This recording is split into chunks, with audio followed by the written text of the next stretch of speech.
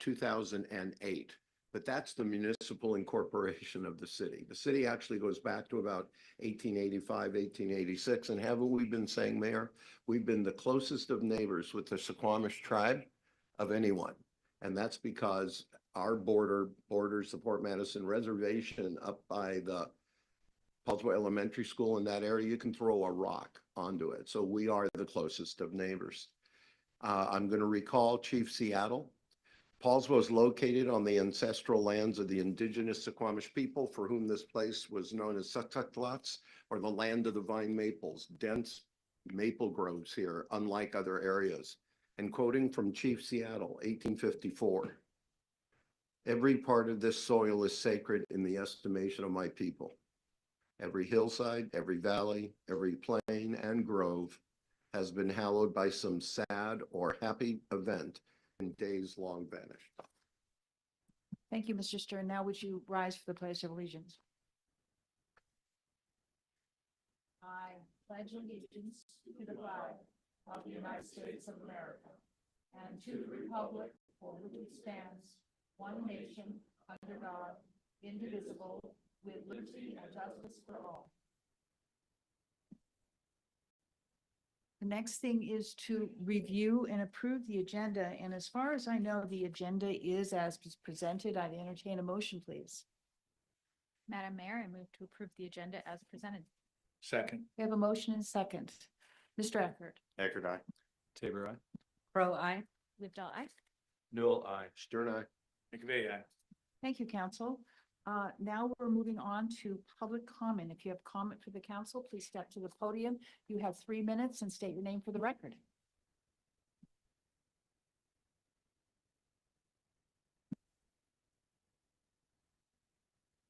Good evening. My name's Shannon Turner. It's been a while since I've been back here, and it's good to see everybody. It's almost like coming home again. I'm stepping up here today because I want to say that I am a member of the Poulsbo Historical Society, and I'm the vice president there. I've been elected, 3 months now. We have our codfish dinner approaching May 3rd, which is an open invitation to each of you guys to come. I wish you would join us, and that's an open invitation to everybody inside here. But I want to say that history says a lot. Poulsbo is rich with history, and you take that history, and that's what the Poulsbo Historic Society is doing. And we want to share that history with everybody we possibly can, and not just here in Poulsbo. We want to take it to Bremerton, Bainbridge Island, Kingston. We want to share it with everybody. And during these times, especially these times right now, we need to band together and come together, learn from our history, and then take that and run with that and expand upon that. Because now more than ever, we need each other. And it's about community. And you guys are a perfect example of that. I've known you guys for years. I respect you. I respect what you do, why you do what you do. And now more than ever, the history. It's just like Ed said, Poulsbo's been here for a very long time. And now more than ever, we need to let our kids know. We need to let our community know why Poulsbo is here, what it's done, and what it can actually do. And we can do a lot coming together as one. So as vice president, again, I want to take and expand upon this. I want us to work together, do something in the community together. I want to support you guys in the best way that we possibly know how to. I think that's important because when the community sees us working together, that's a strong community, and that brings everybody on board. And again, I just want to say I thank you. I appreciate you. I appreciate your sacrifice of what you guys do in your time, because that is an example. My kids learn from that. They see what you guys do. And again, it's like I say, it's like coming back home. So aside from that, just thank you. Comments from citizens?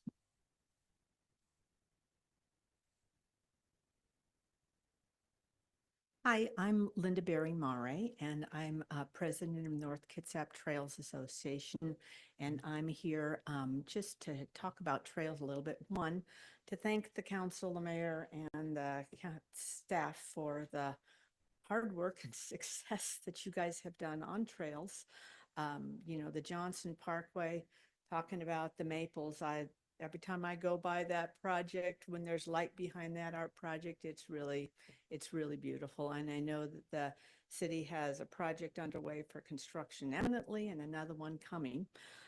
But I wanted to remind you, I had this little visual aid here of the PS2P grant that we all work together on, and a deadline that is coming up, which is the city of Poulsbo has a $500,000 grant funding for a project for the Old Town Loop.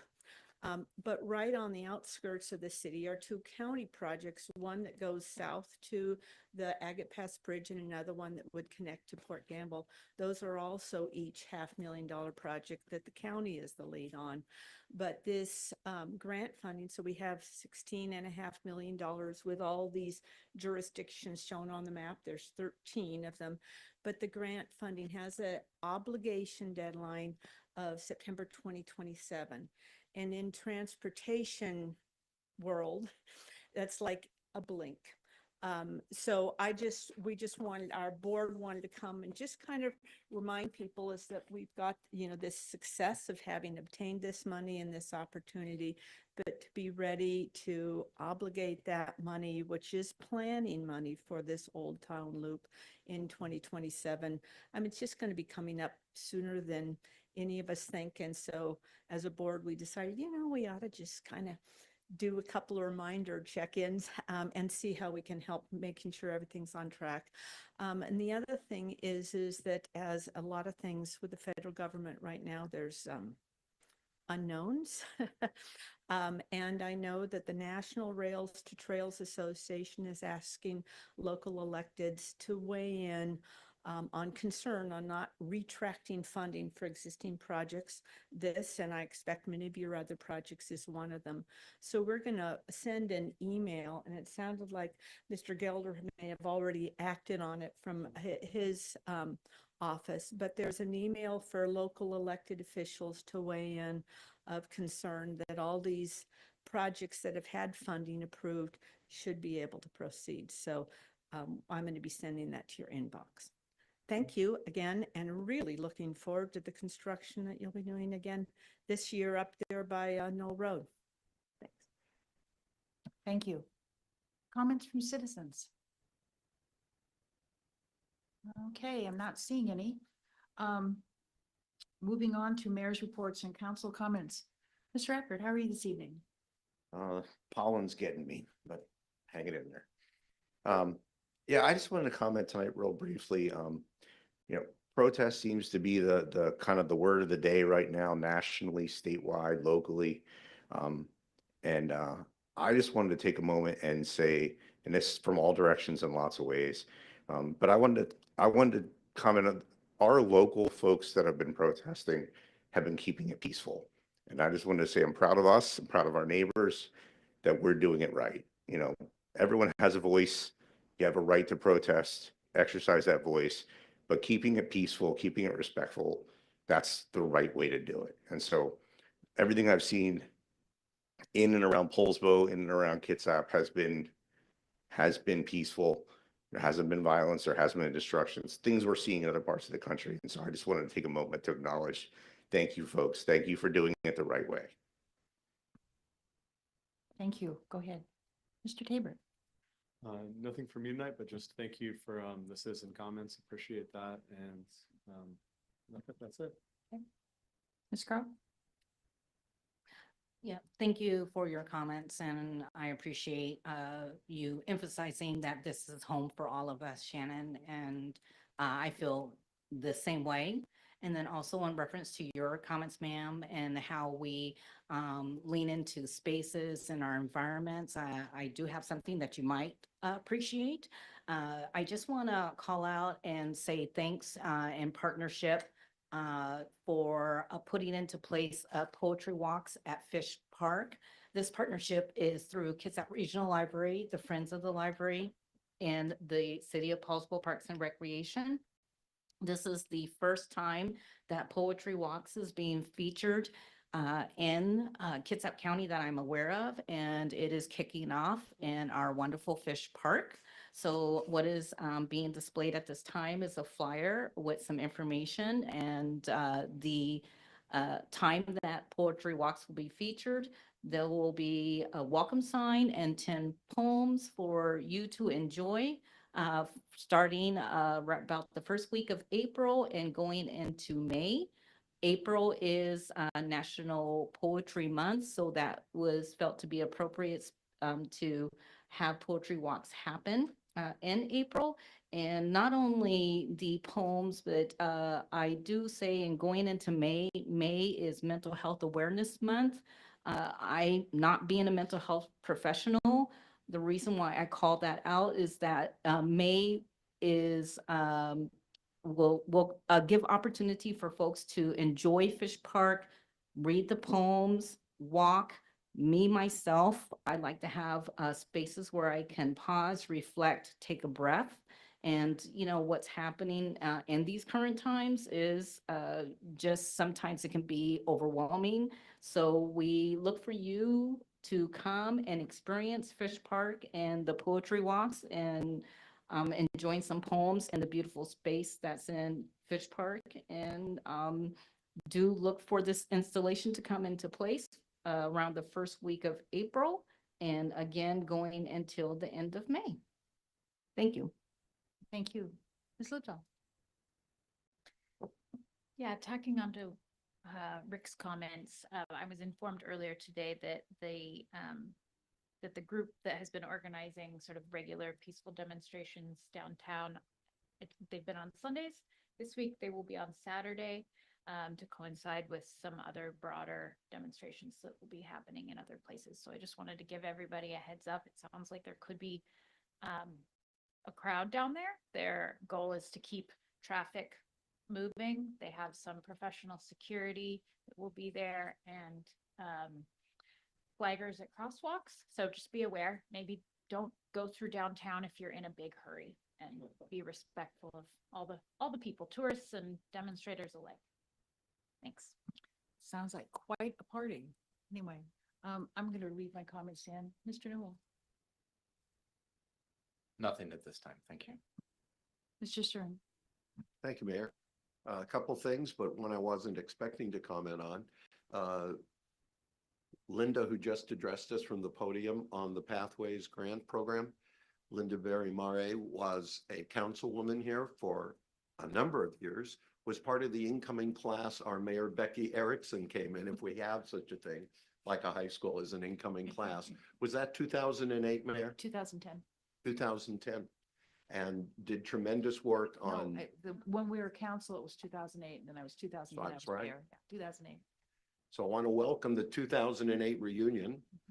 And I appreciate your remarks, Linda. And I also want to acknowledge on Mayor Beck Erickson's staff, Diane Linnaeus, who is playing a real pivotal role. You said there are 13 jurisdictions involved in this RAISE grant, that being an acronym from the federal government. But because of our Public Works Director's expertise with federal grant writing, regulation, review, and accounting, she's pivotal to the 13 jurisdictions. And so I just want to call that out. Number two, I want to call out I think you're all aware I received the appointment to the State Public Works Board back in 2020. Really tough news. Yesterday's front page detailed on the Seattle Times, legislators have a plan to raise $5 billion for salmon restoration. If you only read the title, you'd think, well, right on, we're having a budget crisis, Mayor. They're staying with the environment. This is a lot of smoke and mirrors. I'm going to say that outright. The entire Public Works Assistance Account, which is monies that's raised by cities and counties since 1985, self-imposed special purpose districts. Last biennium, $400 million of our own money is being entirely swept. Not only for this biennium, but they're projecting going forward a couple bienniums. And sadly, too, the city of Poulsbo was in position to apply for this coming year. We've talked about our public works facility, but past the individual concerns, it's a complete sweep. And the culvert program, in my mind, I serve on the Puget Sound Partnership, is somewhat problematic because the state highway, which wants to spend now $9 billion, are not doing anything upstream and downstream of the culvert blockages. And so any number of this work is not leading to coordinated fish passage. Never mind the monies that's being swept. So that's very difficult for me. We haven't given up the fight, but the smoke is indicating fire. So that's very sad, Mayor. And then I had one screen I was going to have the city clerk put up. I want to call out, if we could back up on that a little and get his picture on there. A great statesman passed on last week. Secretary of State Ralph Monroe. There are many titles that could go with him. He served under Dan Evans's administration, but he wore many hats. And toward the end of his life, I had the privilege of working with him, representing the city on the effort to build out Western Washington University here on the peninsulas, which would be headquartered here in Poulsbo. That was a passion of his. And there are a couple of highlights I'll read from the Seattle Times editorial that it starts off, a decade after Ralph Monroe left public office, a student at Western Washington University. The school's Institute for Civic Education is named in his honor, and his destiny in politics was forged at Western Washington University. Mayor, I'm very proud of us and myself being able to touch him. It was a passion that he see Bellingham's first extension campus for Western Washington University happen in Poulsbo to serve the 5 Western counties. He was passionate about that. And a little good news, right on the heel of his passing, the House capital budget, the capital budgets are in better shape than the operations budgets. 45 million of the 72 million for Western is in the House capital budget. And it was in Ferguson's budget that he inherited from Inslee, and he kept it on there. So it's looking very strong. As Mr. Gilder knows, nothing in Olympia is over till it's over, but we're looking very strong. And what a better remembrance and testimony to Ralph Monroe than if we can get that extension campus here, hopefully in his honor. Thank you, Mayor. Thank you, Mr. Stern. Mr. McVeigh. Thank you, Mayor. Thank you to Shannon and Linda for being here with us tonight. Much appreciated. It's going to be a busy weekend in Poulsbo. Note a couple of things. The new indoor pickleball facility that is been under construction up at the College Marketplace area in the former Big Five and what was the other store that was? Oh, Office Max. Yeah, Office Max. That location up there. Many new indoor pickleball courts coming to Poulsbo. They're having the ribbon cutting. The mayor will be there, I'm assuming, on Friday. Kathy Forsey from Chamber will probably be there at 4 o'clock on Friday up at Pickleball Kingdom at College Marketplace. So that's a great new facility for our city and all privately funded, which is wonderful. Also on Saturday, 10 a.m., there is an open house at the new Eliason Square building here downtown. I'm sure they would appreciate it if you pre-registered, but that's an opportunity to see that large and beautiful new building that is going on in our downtown. My wife and I had a chance to look through the apartments and some of the retail space last Saturday. Beautiful building. Just want to commend Chinook Construction for the time and effort that they put into fitting that building into our historic downtown. I think it's well done and a nice building. So Saturday, 10 a.m. is your chance to see that if you want to. And then just briefly, I am announcing this week that I am planning to run for re-election to the council to another 4-year term. And so my name will be on the ballot in November. And that's all I'm going to say about that, for risk of ruining our tradition of not campaigning from the dais. So thank you. Thank you, Mr. McVeigh. Couple comments that I have had some emails going back and forth with the Port of Poulsbo. They want to have a joint meeting with the Port Commissioners and the City Council. So I want to make sure you're aware of it. Once again, they're concerned about parking, which we all should have seen that coming. And but there's some other things that we need to talk about as well, which is the stability of the park, and we have a joint fee with the port, which is they're supposed to pay money to the DNR to lease the land, but if they control the uplands, they can keep it locally, and the uplands belong to the city. So we have this joint account of funding that's been building. We need to have a conversation about more than several things. So stay tuned, watch your emails as we move forward to get that one in order. The other thing is, have you guys driven by the Nordic cottages? Everybody should take a look at the Nordic cottages. They're just looking absolutely beautiful, and they are ahead of schedule. We had a meeting about them today, trying to figure out, to fine tune, who's going in, not so much who's going in, but how the waiting list is going to work, what the timelines are. The nuts and bolts of the relationship with Housing Kitsap, who will be managing the building. But they're very attractive, and they're moving along very quickly, and they're ahead of schedule, which is, terrific news. We opened the farmer's market, okay, which was terrific. The farmer's market, guys, is beautiful. They had 61 vendors there. Every year it just gets better. I was talking to Jean St. Germain, who is the president of the board, and Rebecca, who is the manager. They actually have their 80 different vendors, but some are coming and going and moving in and out. But on Saturday, there were 61 vendors there, and amazing quality. Absolutely. Go to the farmer's market. It's from 10 until 2 every Saturday, and it'll be open. Oh, I think they're almost open almost all the way to Thanksgiving now. They stay quite late in the fall, but they are now open. Mayor, can you share the location for the viewing It's- public? It's officially off of 8th Avenue, but it's in the Gateway Church parking lot, right off of Hostmark. You can't miss it. If you're going on down Hostmark into downtown Poulsbo, you'll see it. Every Saturday morning, 10 until 2.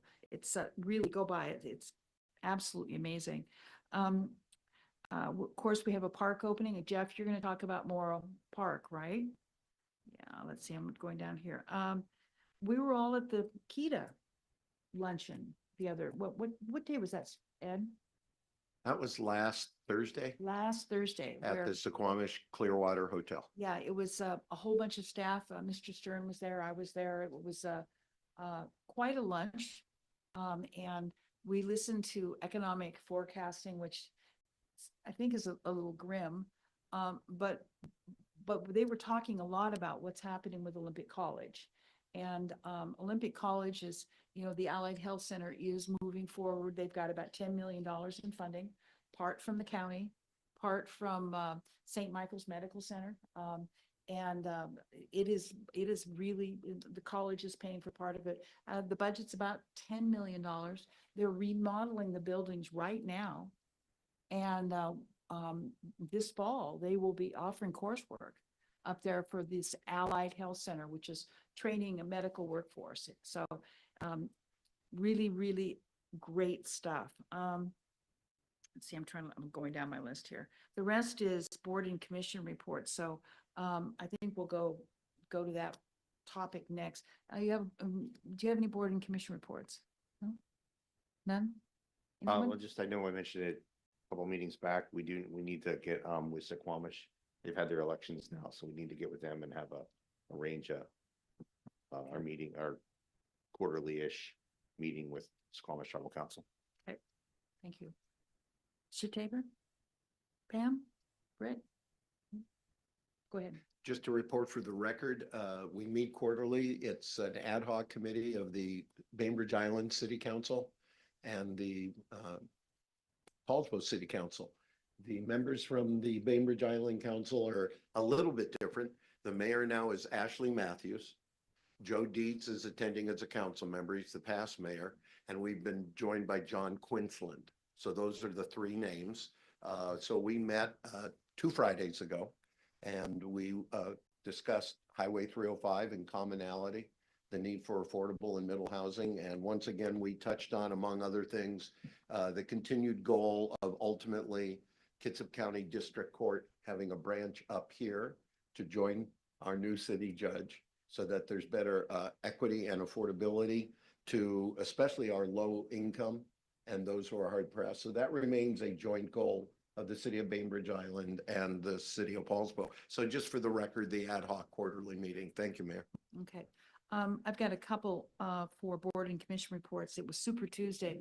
The first Tuesday of the month, we all have regional meetings. And Kitsap Transit, one of the conversations we were having is people are asking to use the fast ferries or the small ferries for parties and for festivals. You know, actually, we had one come up here for a festival into the port of Poulsbo. So what are the criteria? You know, what kind of rules do we put on this? So we're working on a policy for those ferries to be used for other things than just simply transportation. Like, you know, is it going to be a party boat? I mean, what are they doing with it? Who gets to use it? How much does it cost? You know, what's the insurance? All those kind of things. So that's going to be really interesting. They get requests evidently all the time to use. I can't remember, Rob, what's the name of the small ferry? The one that's down in Port Orchard? Remember? Can't remember. The Carlisle. Yeah, the vintage boats. Not so much the fast ferries, but the vintage boats. They get quite a few requests. So we're working on that. A bumpy Kitsap 911 meeting. Kitsap 911 is our CENTCOM dispatch. They came forward with a very, very large fee increase that they're asking for. And quite a bit of pushback, certainly from me and other board members as to, you know, how to justify it. I think the city of Poulsbo, it's in about an additional $40,000 in fees. The total amount of fee increase for the whole of the CENTCOM was over $700,000. And it's a very large fee increase and pushed back pretty hard. You know, how do you justify this? What are you doing? Why is this occurring? And so stay tuned for that conversation. They have 0.2% sales tax. They have funding sources from various places other than direct fees to user groups. But you know, I don't appreciate a $40,000 surprise. And I reacted accordingly, which I probably wasn't as gracious as I should have been. But the total amount of fees that they were talking about was over $700,000 increase. So it's a huge amount of money. So stay tuned for that conversation. Can I add a remark to that, Mayor? Yeah. I forwarded to the mayor, I think about a week and a half ago, into our fire chief, Jeff Griffin.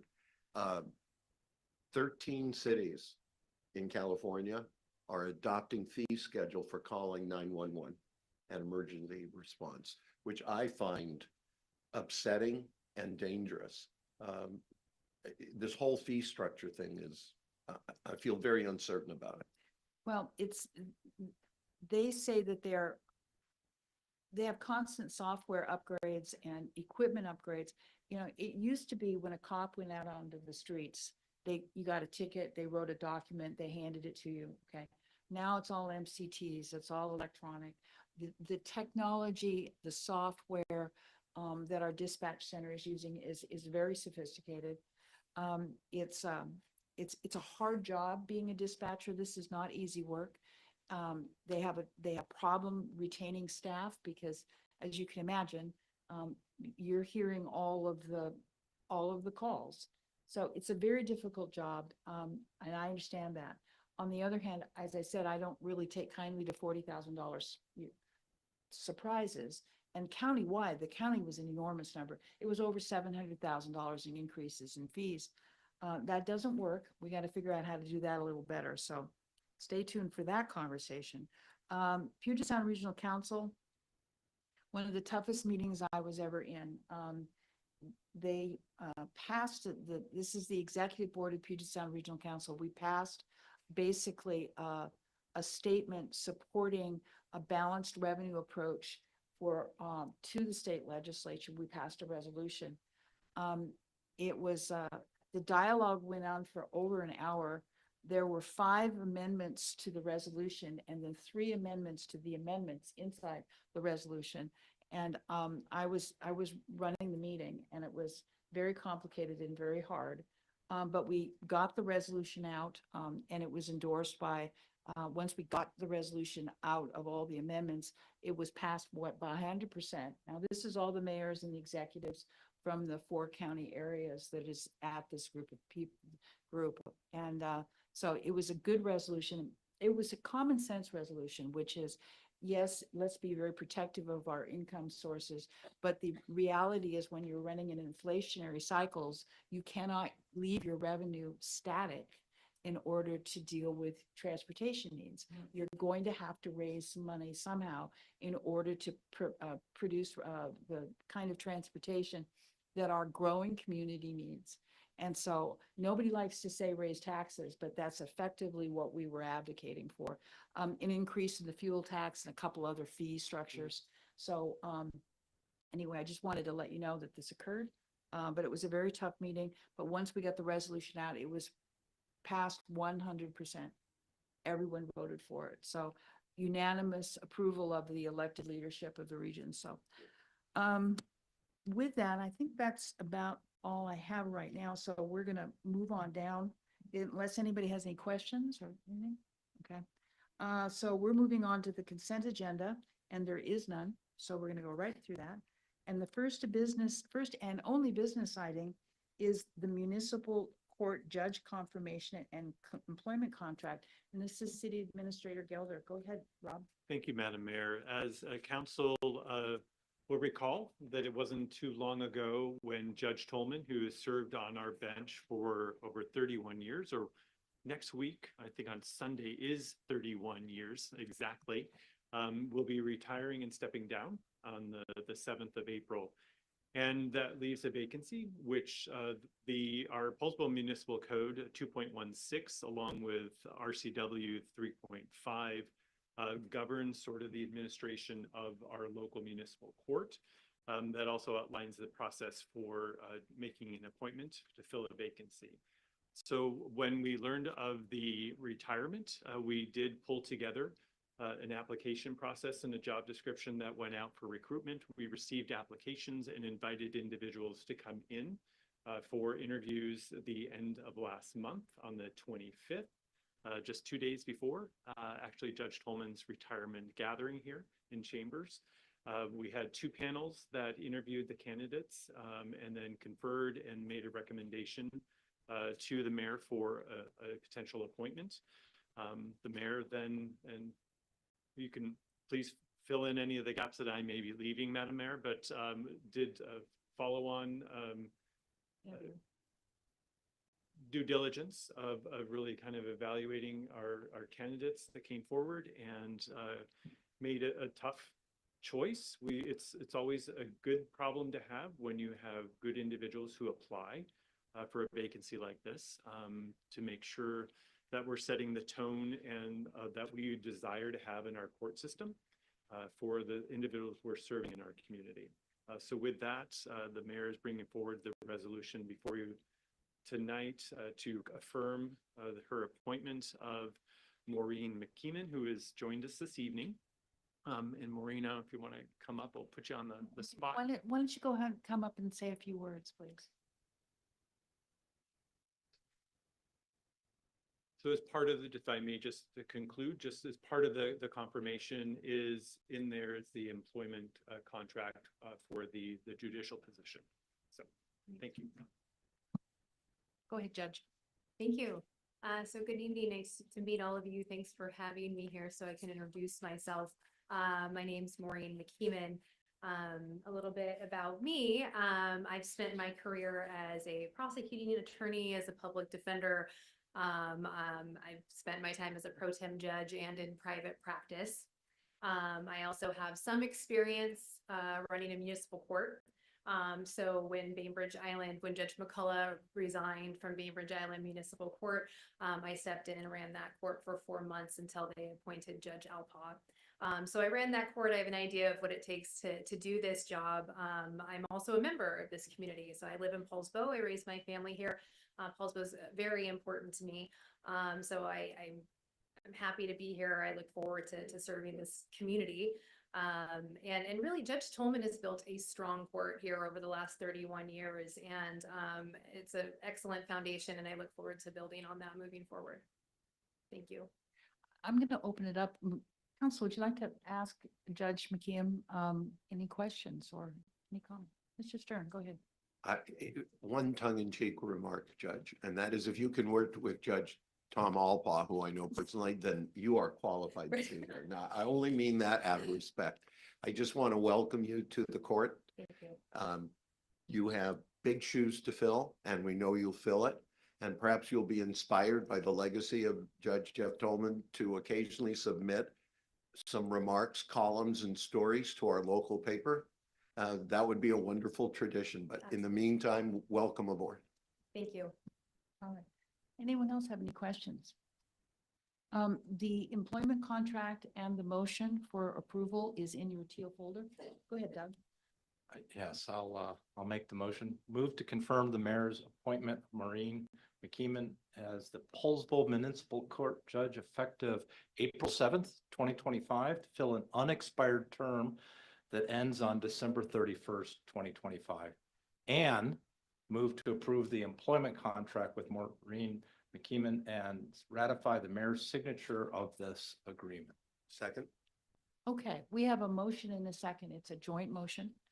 It is honoring the judge and appointing her to the bench and also the employment contract. Now, this is only for 8 months and we have to fill the position because the judge retired before his term was over.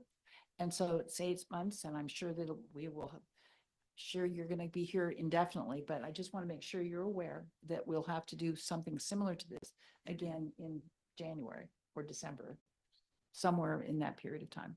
Okay.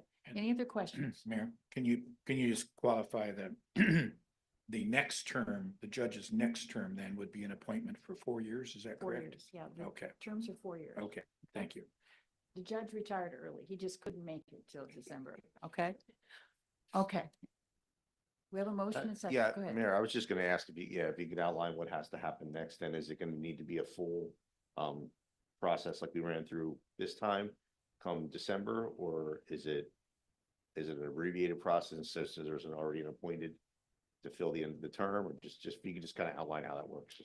Normally it just kind of flows in unless there's a problem. All right. You know, we have to be honest about this, right? Okay. This is an employment contract. It's more than an employment contract. It is really a statement of trust. We're trusting, you know, this person to be our judge for our municipality. I'm sure she's going to be magnificent, but I never say never. Okay. Is that a good enough answer? Well, it's not a standard employment contract. It's our third branch. So I just want to make sure we kind of understand how it's going to work, Sure. because it is a little different than a standard city employee type Yes, situation. So. Agreed. Mr. Stern. Just to add, under the RCWs, the mayor has the full authority to appoint.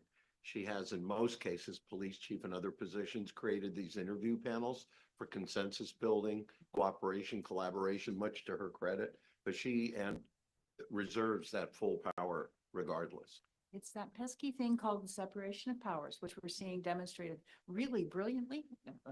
I'm being facetious at the national level right now. Okay, so yes.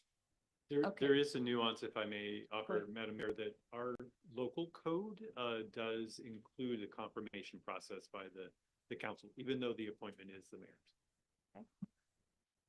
Go ahead. I have a clarifying question. So if I understand correctly, you know, pending that all goes well, you know, there will be a review in December for appointment in January, correct? Yes. Okay, There'll be, all right, it's a reappointment every 4 years. all right, wonderful. All right, so we have a motion and second. Any other further questions? If I could, Mayor, Sure. I was not part of the process. I don't know all the details, but I did share with the mayor and city administrator Gelder, in a perfect world, it would be nice if we could await issuing of news releases and articles in the Kitsap Sun until council does have an opportunity to confirm the appointment. I would really appreciate that going forward. There may have been some compelling reason why the news release went out on Monday instead of tomorrow after the confirmation. We don't need to get into that, okay? But I would just like that to go on the record in the future. I think that would be the ideal way to proceed with these types of appointments and confirmations. Comment noted. Okay, thank you. Noted and accepted. What, Okay. and that's nothing to do with you, Judge, so thank you very much. Once again, those pesky separation of powers. Okay. So we have motion and second? Mr. Eckert? Eckert, aye. Tabor, aye. Pro I. Livedall, aye. Newell, aye. Stern, aye. McVeigh, aye. Thank you. Thank you. Welcome aboard, Judge. Thank you.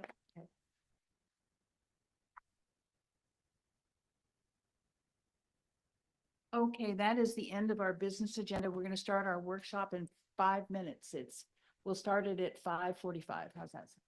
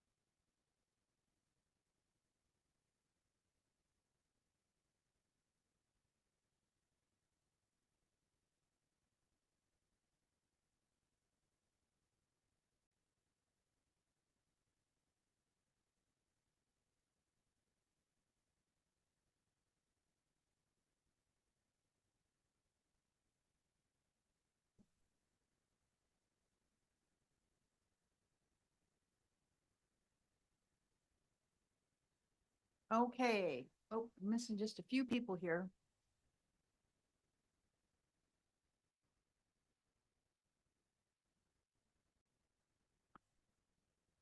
The first thing on our workshop agenda is city administrator and department head comments. Robert, why don't you go first? Go ahead. Good evening, Madam Mayor and Council. Thank you again for the opportunity to be your city administrator. It's been great thus far, but one of those things that investments that you all decided on coming into this year was the creation of our own emergency management position. So just to give you a flavor, and more will be coming back as we get to final drafts, but we have been updating and or creating a lot of documents that support our ability to respond to an emergency that pops up. So whether it's our emergency operations plan or continuity of operations plan, whether it's our crisis communications plan, or even coming up with materials that we can do outreach to neighborhoods for preparedness. Those are in development and happening.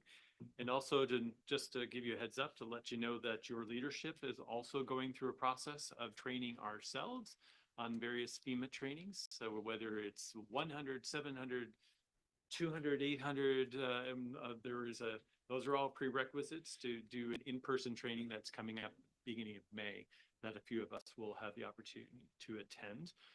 So we will be as prepared as we possibly can to stand up an emergency operations center and respond to incidences, small and large, as they may occur.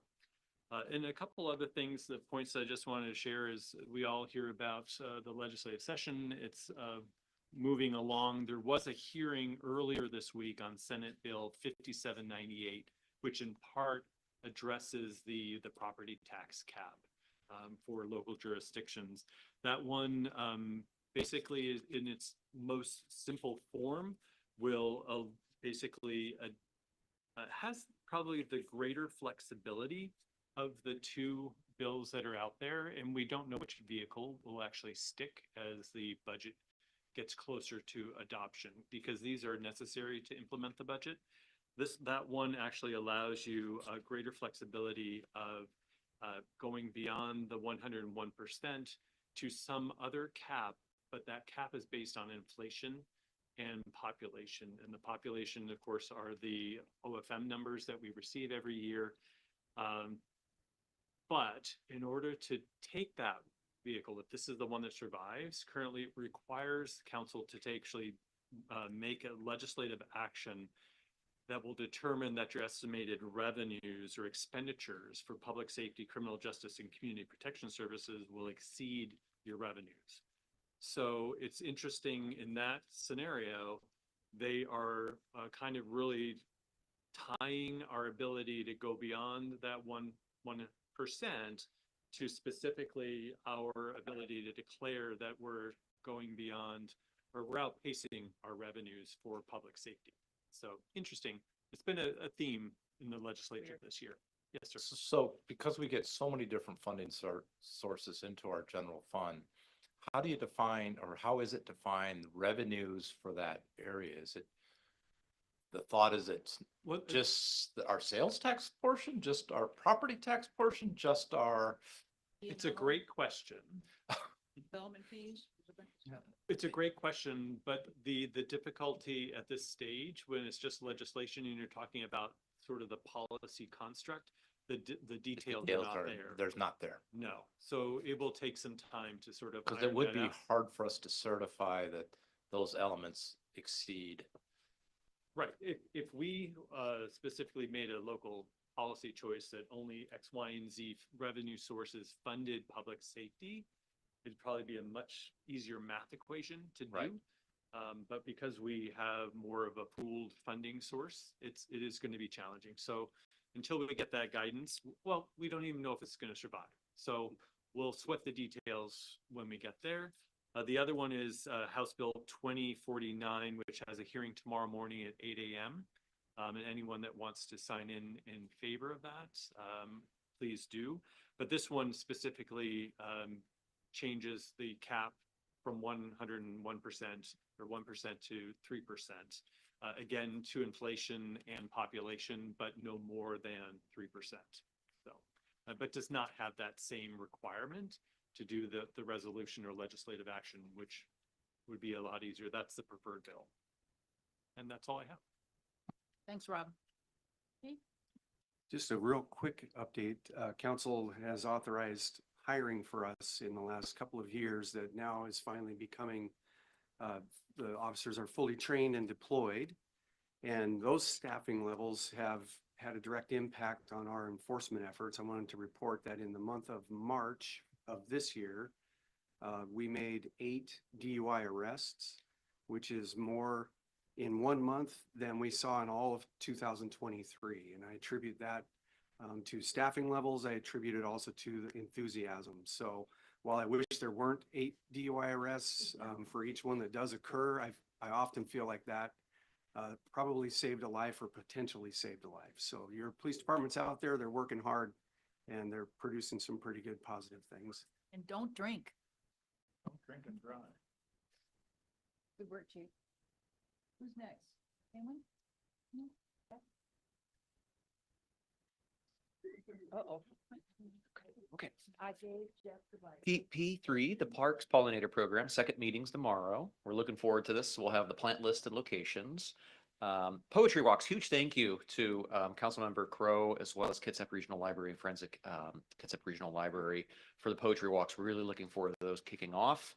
We've also submitted a grant for $5,000 to the Suquamish Foundation to help with funding for rebuilding the Robb Park Skate Park that's in phase 2 and 3 right now.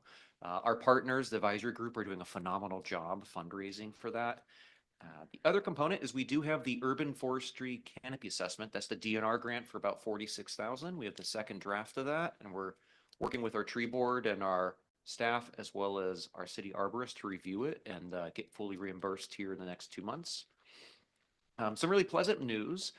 Special event coordinator Lynn Heino is out on maternity leave, and it's any day now. So next week you will be meeting Office Clerk Shelby Glasgow, who'll be stepping in, and she'll be joining me to present special events. And council hasn't met her yet. She's very excited to meet you, but a little shy. So it's good. She's very excited to come out. Okay, so that guy's, you all need to be nice to her. She's nervous. Got a new one. That's the code. You completely translated that. Thank you. She's wonderful. You'll really like her. I also want to give a big shout out to City Administrator Rob Gelder, who did not talk about this, but he had the coffee meeting today. We have a monthly coffee meeting, and he was the guest speaker. And we were expecting, maybe 15, 20 people in the kitchen. There was such an overwhelming, positive outpouring of support that we had to move it to the gym of over 30 people. And so he had a number of good questions and a number of good answers. And if you look at his face, he's looking forward to coming back. In the fall, yes. Two last updates. Rotary Moro. Okay, so we're still on for April 19th at noon. That is the ribbon cutting. We have 44 RSVP'd. Council, if you have not RSVP'd, please email Parks Rec at City or myself, but make sure you CC Rhiannon, just in case we hit quorum, so we can get a notice out. And then the second thing is that's a double day. Also at April 19th from 10 to 2 is Earth Day. So make your way over to Earth Day. We have a really great outpouring of support, and you'll meet Parks Coordinator Rachel Cornett over there. And then Play for All's ribbon cutting again is May 10th. That's at 10 a.m. And then if you are up there, they just finished hydro seeding. I want to give a big shout out to our engineering department for managing that, especially Joy. She's done a phenomenal job, and our inspectors. I do mention the hydro seeding because the fencing around that park project is going to stay up until we have the opening. That's a lot of turf that needs time to settle and seed, and we don't want small children not paying attention or dogs or people walking and destroying the park before it opens. It will affect the Easter egg hunt next week. We've given them a notice. They're going to have to move to a non-pavilion area, and so we're in communication with them. We gave them a heads up this could happen. And then we're working with the garden club as well for the plant sale. Jeff, the Play for All is May 10th. May 10th, yes, Councilman. What time? That is at 10 a.m. It doesn't interfere with another big community event. I'm pleased to learn. Thank you. Welcome.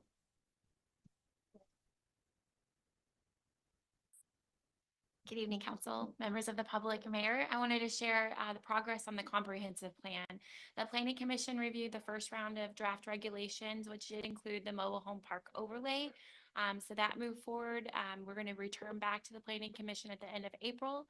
We are releasing the final EIS for comment and also for approval once the final comp plan is adopted. I want to thank you all for choosing the preferred alternative at our joint meeting. So we were able to move forward and release the comp plan, which is set to be released on April the 11th. So I need to give you a heads up as we march towards in 2 months from now, we plan to be before you all for a public hearing to adopt the comprehensive plan. Thank you. Okay. Make sure that when you get a copy to everyone here as soon as possible, so they have time to read. Because it's not, it's not like a council packet. It's big. It's big. Right? Go ahead.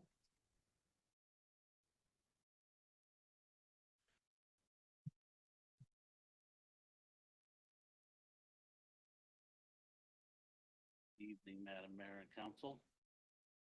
Can you guys hear me? Just here, I want to give you a quick update on. What'd you break? I didn't, well. Well. We didn't break anything. We're actually fixing a rotten storm drain tomorrow up on Messford. We had about 130 feet that blew out the other day and we had water boiling everywhere. Yes. But this is an update on the, just blew it. Dry.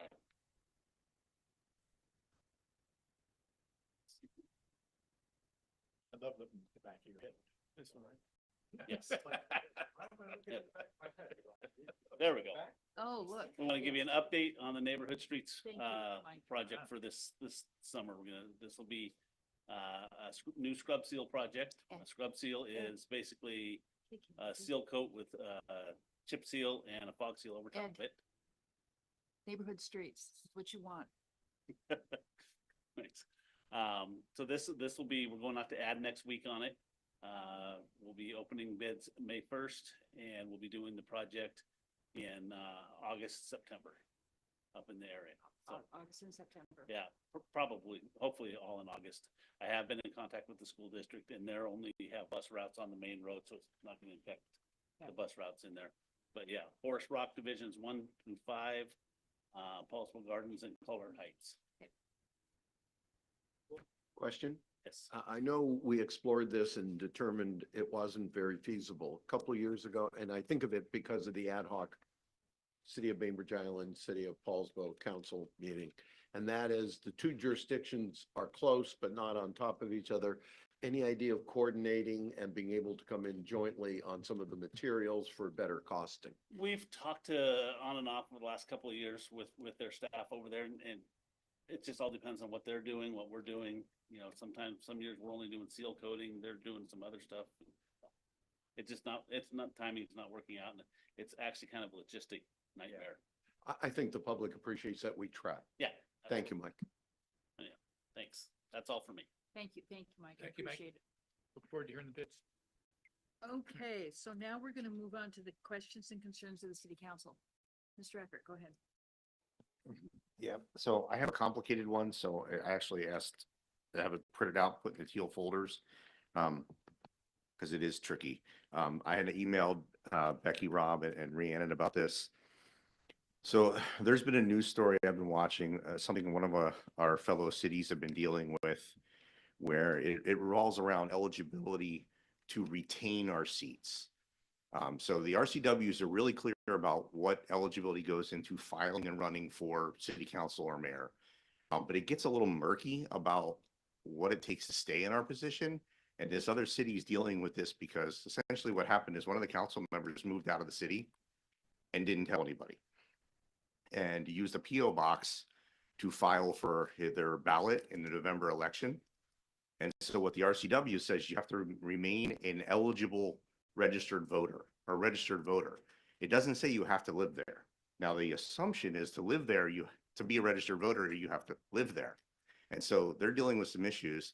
The more I watched these stories and thought about it, I'm thinking a year's worth of council votes that potentially are invalid, contracts that were voted on, There's a lot of things going into this. So I looked at our code. We don't have anything about this. So, sent the email to them asking about having Emily look into potentially changing our code and just expanding on what the RCW states. It basically says that you vacate your office if you're ceased to be a legally registered voter of the city. What I'm thinking is that we add something that says, so in order to file, you must be a resident of the city. I'm thinking that we add something to our code that says you must be a resident throughout your term, and do that for all of our 8 elected positions. I think it just closes the gap, not because I think necessarily it's going to happen to us, but I'm watching what this other city's going through, and the liability that I see them on the line for potentially is huge. And so, what they asked is that just to get nods from the majority of the council before we engage the lawyer and spend some time on it. So I'm presenting it tonight as a concern. Question, Rick. I appreciate the legality of the question. Is this something that could be handled also within our rules of procedure for council, or is that too informal? I think it probably requires an ordinance, because that, they said, because it's driven by RCW, but it doesn't spell it out. That's where their problem is coming in, is that the difference between the RCW and what their city code says is leaving a gray area. And so they're not really progressing on this conversation.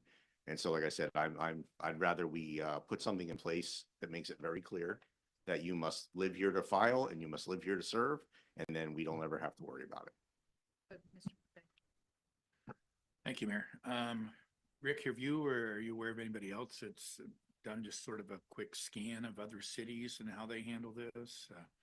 I haven't, I mean, I haven't looked at other cities' codes, but, just because there's a lot of people around that think they know where Poulsbo ends, where the city limits are and all. And we talk about the greater Poulsbo and the county of Poulsbo and all those. Yeah. So like I said, this is one of those cautious things. I'm just rather if we codify it. And now Emily may come back and tell us not needed or it's too hard. I just Sure. want to engage her services to look into it Well, for us. I appreciate you raising it. I did read the communication. I think it certainly, from my perspective, would be worth engaging the city attorney with a little time to get her opinion on whether this is something we should do. Go ahead. Mr. Tabor? Okay, we're okay? All right, we'll spend a couple thousand and do it, okay? All right, any other Hi. questions? Yeah, it's Mr. McVeigh? Yeah, thank you, Mayor. Mayor, you brought up this evening the Allied Health Center plan stuff at Olympic College, and I know the work is underway on renovating some of the current building up there. But I know longer term, there's the hope for OC to get an additional building that would be able to handle what they hope is the growth and enrollment for Allied Health Center students. And I know Mr. Stern has been working on this a little bit with folks at Olympic College, and I thought it might be helpful if Ed could just give us kind of a high level update on what he's been working on there and what might be planned for this week or elsewhere. Thank you, Councilman McVeigh. Before I quickly launch into that, and I'll try to keep it brief but comprehensive, what was a small problem with the original core concept of the Olympic College Regional Allied Health Center was a challenge from Tacoma Community College that turns out the mayor and I, without coordinating, wrote independent letters to the State Board of Community and Technical Colleges, which didn't hurt. But Tacoma Community College was saying they're offering some courses, and therefore Olympic College should not be offering X amount of courses. And this was a fundamental challenge at the base of the phase 1 program. We blew it out of the saddle, Mayor. They ruled yesterday that there was no validity to Tacoma Community College. And it's very different approaches, is my understanding. Before I go answering Councilman McVeigh, that Olympic College is approaching it as the health crisis. The mayor helped lead the concern with the health district on already 2 and 3 and 4 years ago. Tacoma came at it because they've not been able to drive up their student population coming out of the COVID isolation. And we're searching for courses to draw students kind of randomly into the college. So I'm not sure, they were not equivalent, but from the state board, which is statewide perspective, it was a challenge, and that challenge has been defeated. Anything you just add on that level before we talk about phase Well, two? it's once again the monopolistic laws in the state of Washington regarding healthcare. It just drives me crazy. How can one college tell another college what course they can or cannot offer? I mean, what is that all about? Talk about restriction of supply. And both Mr. Stern and I wrote some pretty strong emails and got that piece taken care of. But we still have a ways to go in order to get funding for the entire Allied Health Center. This all started almost God, 6-7 years ago. It used to be that the Olympic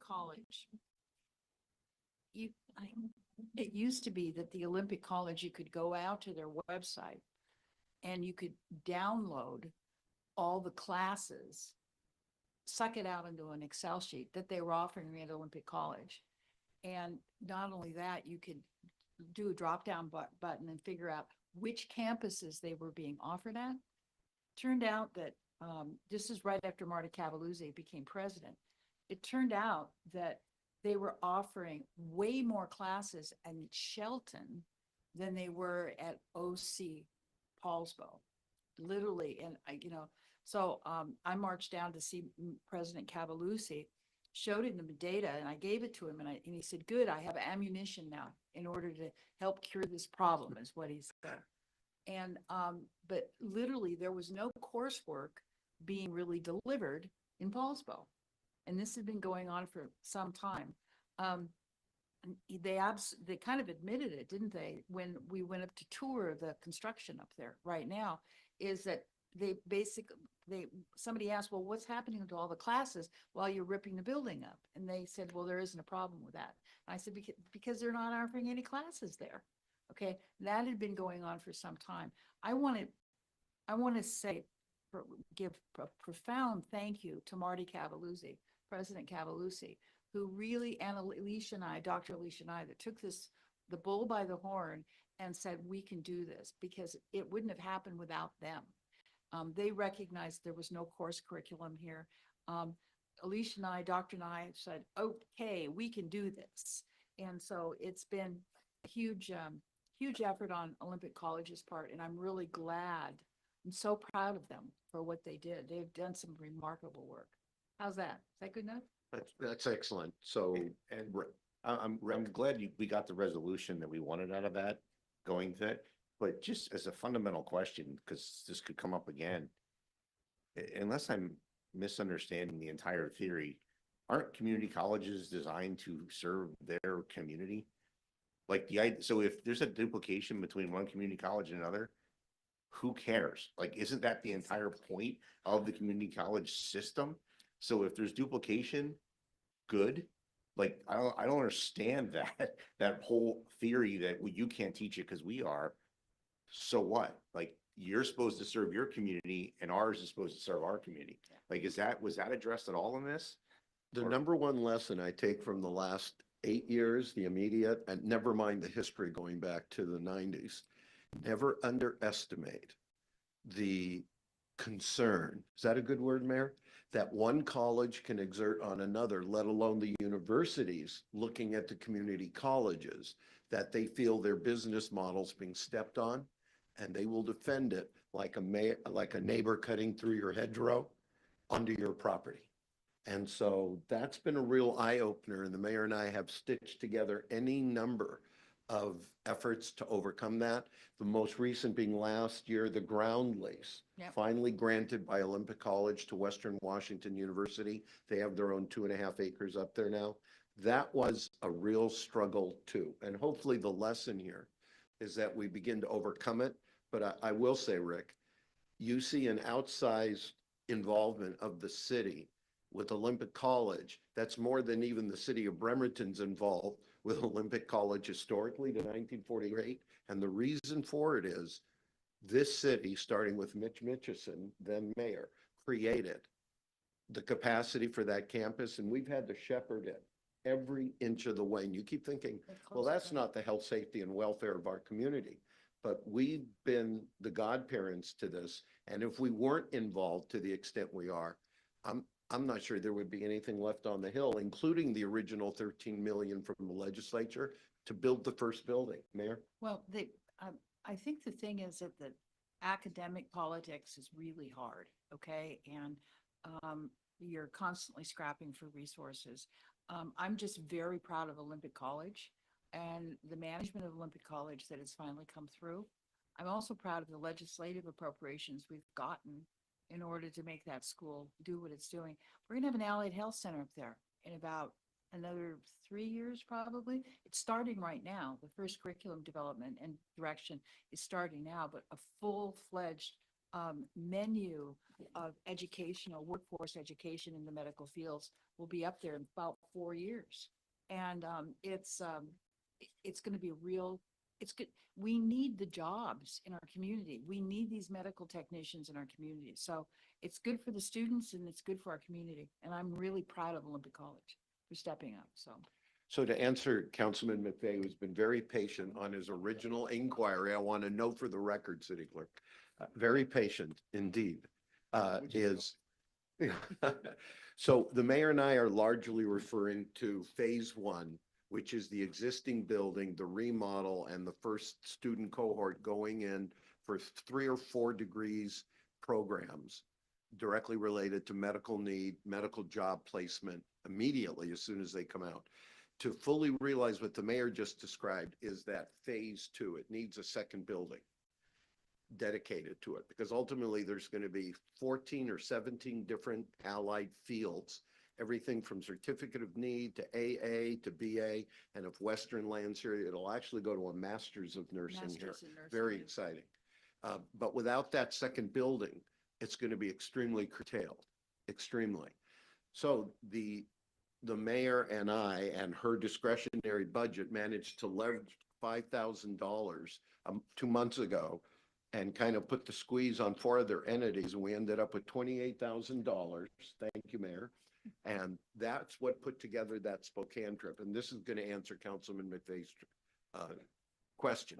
And I want to say right now to Councilman Eckert, I again apologize for missing that March 5th meeting where parking was first supposed to come up. And I know that was frustrating and concerning, but this was the opposite of a vacation. Normally the mayor would have been with me, but because of family needs, she was unable to travel. So again, thank you for your patience. So on March 5th and 6th, one night, 2 incredibly busy days, we met with the entire apparatus of what's called the Spokane University District, which is UW, Wazoo, Eastern, Gonzaga, the community colleges, and one other I'm forgetting.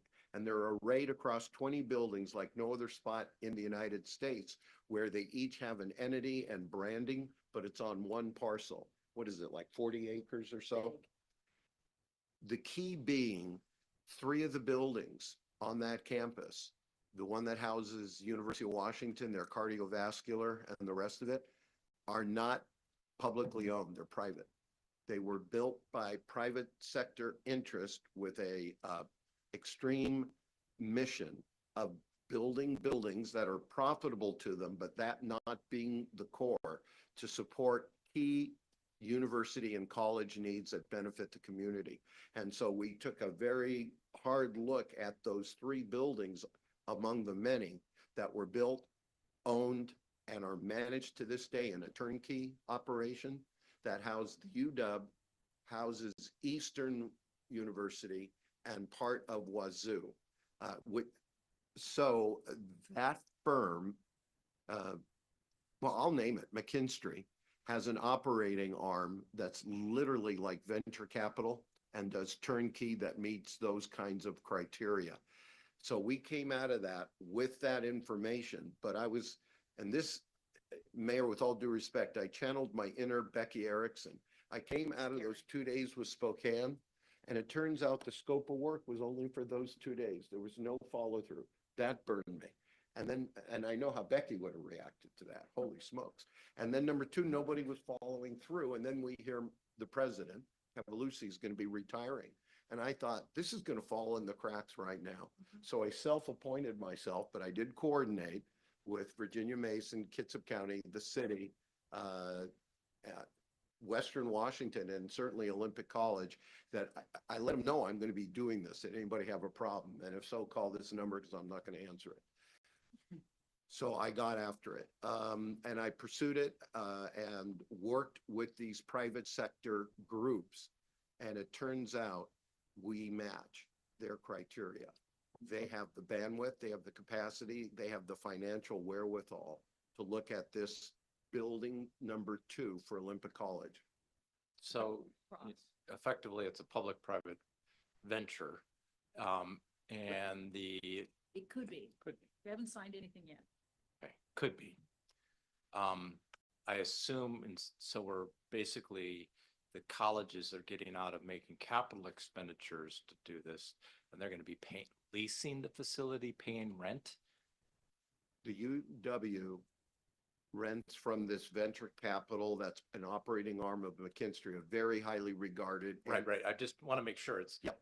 We're trading colors of money effectively. Because now we got to find in the budget, their Western Washington And Olympic College. and Olympic College have to find money in their budgets to be able to rent this facility, right? Correct. And Okay.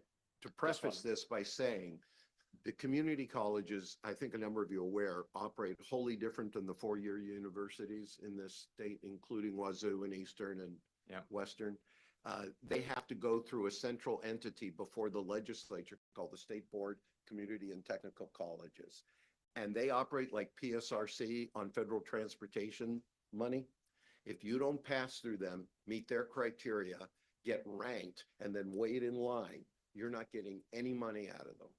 You're not getting any money. And God forbid you try to end run that group and go directly to the legislature, either directly, or you have a zealous local legislator who wants to advocate for you, it's over. Yeah, I just want, it's not, we just need to be, at least in my mind, it's not, hey, somebody's doing this for us. They're doing it in exchange for cash flow over time. Right, it's for profit. I mentioned that earlier. I should have double emphasized that. We have a long way to go on this yet. Yes, we do. We do. This is just starting, another door to explore. And, so. And thank you, Mayor. Thank you, Ed. Ed had copied me on a couple of messages regarding this, and I had some questions, and I figured my colleagues would have some questions, and some staff members are convening with this group on Friday, so it seemed appropriate to at least give people a heads up that this is being worked on. And then I think from my standpoint, the exciting thing is if this were to work out, and again, they're a long ways away, but if this public-private partnership should work out for the Allied Health Center building, there could be perhaps an opportunity for the city then to be more engaged with this firm, with OC, with Western, in building phase 2 of the PERC. The building that we've talked about, some members of the council have toured the UW Tacoma facility as the health and recreation facility, as well as the union. So that's way down the road. But, I got excited when Ed was talking about this project, that maybe that could ultimately help the city as well. We've got a lot of puzzle pieces. We've got a lot of balls in the air here, and we're juggling as best we can. But there are a lot of opportunities, and so we'll just keep pursuing them. And also, we will keep you all informed. Okay, this isn't too big of a deal to fly solo. Okay, so we'll let you know what's going on. And I just want to commend the mayor and council member Stern for their leadership on this, and it wouldn't be happening otherwise. So thank you. Mayor, just to throw another ball in the air for you and City Administrator Rob Gelder, and a little quick history here. Back in the early 90s, before even I was on council, but I was aware of it, then Mayor Mitch Mitchison had been approached by a group called Seattle Foot in Seattle to locate into Poulsbo, a fairly big manufacturing operation, prosthetics. And that council, about 90, 91, 92, Rob, authorized under the mayor's request, what's called the Poulsbo Development Authority. And this operates under specific RCW authorities, very similar to our Transportation Benefit District, where it can be invoked. And then you have a certain makeup of board, including a council or two, like a Metropolitan Park District. The point being, as we approach these, whether it's Olympic College or it has to do with our own phase 2 of the Poulsbo Events and Recreation Center, should there be interest by the private sector, we need to look at the Poulsbo Development Authority, which was created but never activized, because it has the ability to do public-private partnership, which is very rare in the state because of the concern of gift of public funds. But it has the ability authorized by the state to issue industrial development revenue bonds on behalf of a private entity serving a public purpose. And that would, the key, and I'll end on this note, we could play a role as a city through that authority to be able to beat current market financing rates as a potential partner. So if I could ask the mayor and the city administrator to perhaps look at that, and perhaps City Attorney Jim Haney recalls it as well. All right, so we've got lots of work to do and we need to do some more work tonight. Okay, so with that, how about if we? How It's about- not a question. Go I ahead. have a concern. Sure. Well, I mean, this is just the time I'm bringing it up. It's shockingly almost June, which means this council, I mean, okay, there's a couple months in between, but the cogs of government can be slow. Anyway, this council needs to think again about pride flags in Poulsbo and voting on another resolution this year. So Do we have them from last year? Were they taken down? And if we so, we have quite a few brand new undamaged. We have more than enough to go and Okay. fill all those slots. Yes. okay, why don't we get together? We'll have a little meeting of some sort and figure out where we are and what resources we have before then we'll come back to council and get yay and nay blessings. If we have to spend money, we have to do some other things, so. There shouldn't be any money to spend other than public works. Labor, yeah. Yes. And Mayor, if I could, Yeah. just to kind of tag on, just to remind my colleagues, that, the council passed a new ordinance, what we commonly refer to as the government speech ordinance, around the hanging of flags on city utility poles, et cetera.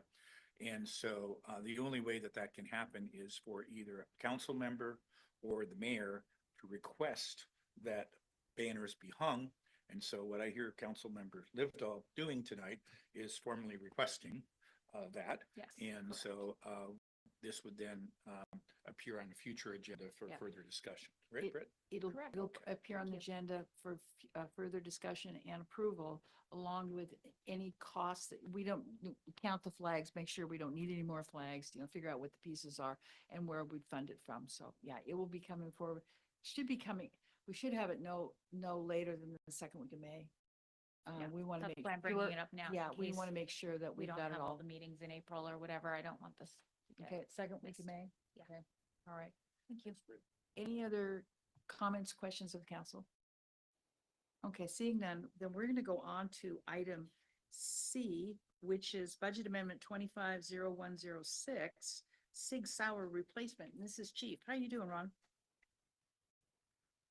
Doing well, Mayor. Thank you, Council.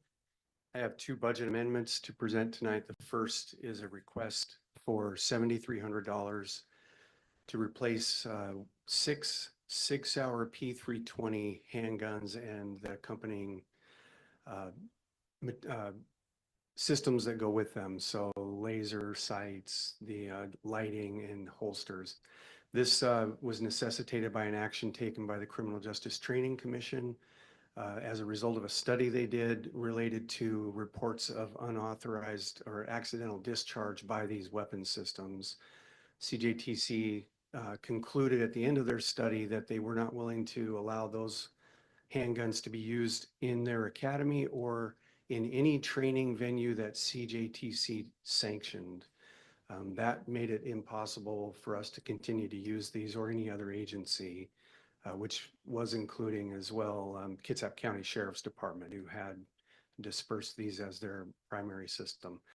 So we have to get rid of 6 of these handguns, replace them with Glocks and the components that go with those to comprise a full system. The full amount we're requesting is $7,300.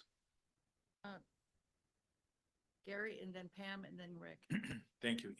Thank you, Chief. Yeah, I've been following this issue in the news, and I saw that our colleagues over in Bremerton are doing something similar in terms of swapping out this model of gun for another. My question, Ron, is that the $77,000 and some change, does that include, is that just for the hardware? Does that include, do we need to do any additional training at the gun range with the officers on the new weapons, or can you tell us about that a little bit?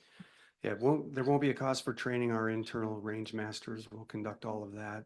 And we have previously used the Glock system, so most of the officers are already familiar with it. So it's for the guns and everything that goes with them. Pam and then Rick. Actually, Gary asked the very question I was going to ask. Okay. Rick? Yeah, I was just gonna, so are these all the 6, does that account for all active, like, in use, or does that get into a reserve at all? I know when we had our week where we were, we had chances to ride along, Mhm. that it was mentioned that we didn't really have any kind of a reserve of handguns. If an officer gets involved in a shooting and their weapon has to be taken for investigation, you don't really have a backup. Like, Right. So I just didn't know if this gives you any kind of a reserve, or if this is just a 1-for-1 swap. Yeah, this is a 1-for-1 swap. We have corrected that issue, though. It was in terms of what we have in our reserves. We do have 2 that we're able to disperse if we need to. All right, Doug, go ahead. Just a quick question. You mentioned the lasers and the lights on the pistols have to be repurchased as well. Wouldn't they fit on the Picatinny on the Glock, or are they different? They don't. Darn it. Unfortunately, it's like, Apple and Android. They make things proprietary, so you gotta supply your own. Yeah. Probably not. Okay, so I'm seeing thumbs up. Yep. We'll put it on the consent. Great. Okay, the next budget amendment 250107, and this is traffic safety equipment grant. This is Chief again. We were awarded a grant from WASPIC, Washington Association of Sheriffs and Police Chiefs, to purchase radars and handheld sobriety test equipment. So we're just asking you to acknowledge the receipt of these funds so that they can be brought into the budget. They weren't budgeted before. And I want to give credit to Sergeant Luke Bogues for writing this grant request and receiving this award. It helps us out quite a bit. But Doug and then Gary and then Rick. Yeah, Chief, just supportive of this. When I was looking at the excess equipment, I see a lot of radars and tasers and stuff. Is that stuff that needs to be replaced also, or do we already have the replacements on, and these are just things we're just cleaning out the closet? Yeah, these are new units. These ones are new, but I'm looking at the ones that there's a bunch of stuff out of your department that's kind of in this space. Mm-hmm. Yeah, the old radar equipments are not certified any longer, so they reach an end of life. Those are the ones that we're getting rid of. This is just stuff that was in the closet. We're cleaning the closets, not, okay. Yeah. Okay, Gary and then Rick. Thanks, Mayor. Sort of another issue while we have the chief. You mentioned the number of DUIs, month of March, I believe you said 8. I think I heard that maybe half of those, 4 of those were related to the Poulsbo beer run this year. Is that correct? I don't have that information if they Okay. were. Okay. I can look into that, but that's not something I was told. Yeah, and I know, it's, that's kind of a signature event for our town, and a lot of people have a great time, and I think there's, I don't know, about 1,000 people or something that participate in it, so. But I guess, what I might ask, Chief, is if you could look into that, and if you think that's becoming an issue, if we need to do some work with the organizers, just a little bit more education, so Sure. we don't want anybody getting hurt. Right. And we don't want to be able to continue to have those kinds of events in our town. And, but I was just a little bit concerned about that. So any additional information and follow-up would be appreciated. I can bring that back. Okay, so consent with this one too. Okay, good. Thank you. Thanks, Chief. Okay, authorizes disposal of a government surplus goods, and this is Deb.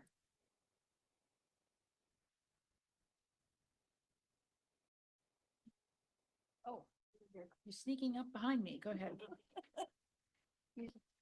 Not that quiet. Good evening, council and mayor. So this is a process that we go through twice a year, and technically anything that the city owns or has been given needs to go through a public surplus process. We are not able to throw away or dispose of goods without the citizens' knowledge. We did implement a policy at the mayor's request about a year ago because we're tending, especially through COVID, we were tending to keep a lot of broken things like broken fans, broken desktops that just weren't of value. So now what we've done is we've implemented a process where they submit a form to the finance department, and Joe Martin in our department works on that, and they say it's broken, and then we sign off as the finance department and they throw it away. So some of these items towards the end of your list have already been disposed of because they have no value. But everything at the top, or the first couple pages, has what we consider value, and we'll go through a public surplus process and put this out for the open public to bid on them. And that also saves the city money disposing, because we used to spend a lot of money trying to dispose of these goods. A lot of it's value, and we've actually had free days in a parking lot where we've handed out, and it's not the best use of our time. So letting you know that this is the process. So it'll go on to council for consent agenda for approval, and then they will be listed and available for use. And some of them will go out in lots. I believe Joe has worked with our IT department, so there's a lot of computers and they've already been scrubbed. And then there's some things that we have to dispose of, such as tasers for the police department, that we do not take on, and they dispose through their proper process as well. Go ahead. Just for anyone listening, is that on a county website? Like, where does the public auction, like, where would someone go? So what'll happen is you will get an email out to all of our staff and our council members with a link, and it'll also be on our website, and it'll link you to there's two different main public auction sites, and it works similar to eBay, and then you bid on those. And it does take a lot of time. We do not mail anything out. If you bid on it, you must pick it up. So then Joe does a lot of times meeting with people, and we'll put pictures on there on the website as well. All right, any questions for Deb? Clean out the closets. Yes, Thank you, there's Deb. a lot of stuff on here. Thank you. Okay, so the next is downtown parking implementation update. Ms. Heather.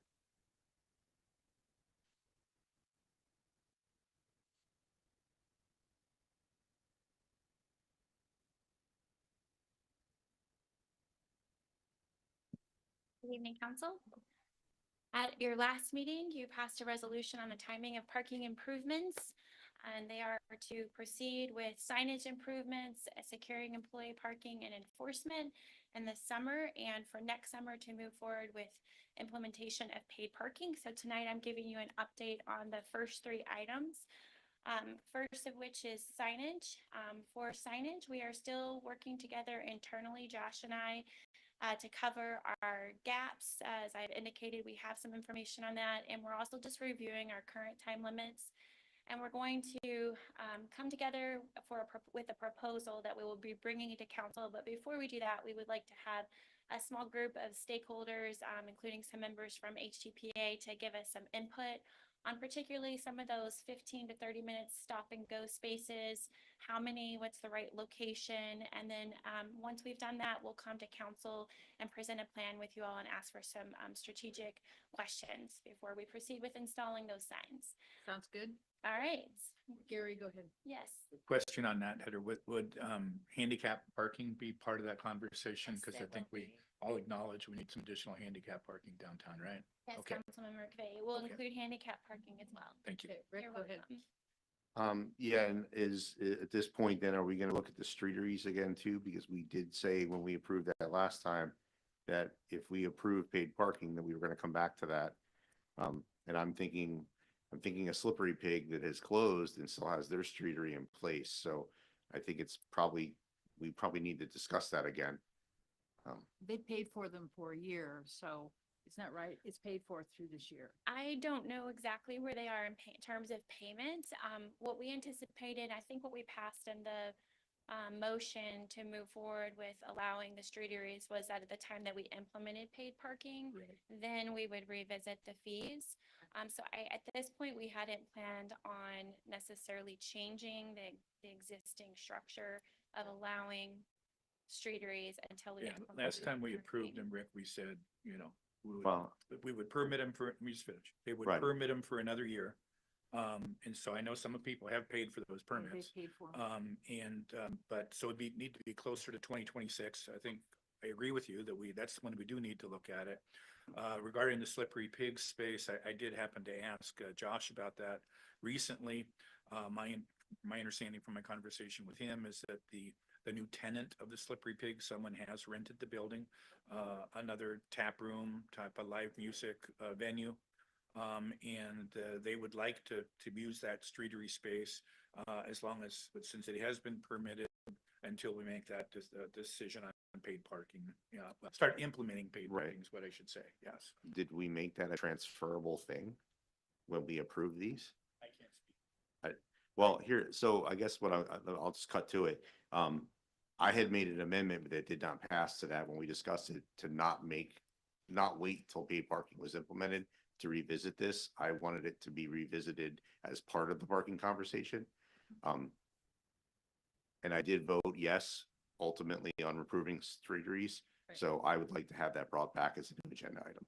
Okay. And which, since I voted yes, we can do. I can request. So I will try to get it on the agenda as soon as we can. And then you I guys just, can discuss I'm not it. saying we need to vote on it again, but I think it needs to be part of this conversation so that we go forward, so that folks next year, when they look at getting permits for streeteries, they understand their costs well in advance.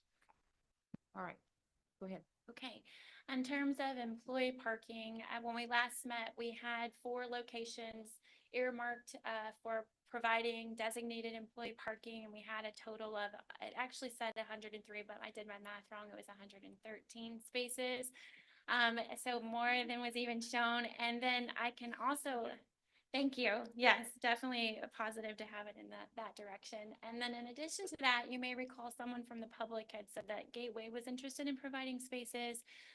Since then, we have met with Gateway, and they are interested in providing the back approximately 40 spaces Monday through Friday.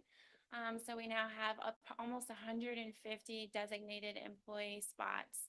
I will say, though, that we are moving forward the contract review process with those stakeholders. We can only at this point guarantee the ones that we have, but we feel pretty confident that we can get some secured agreements in place.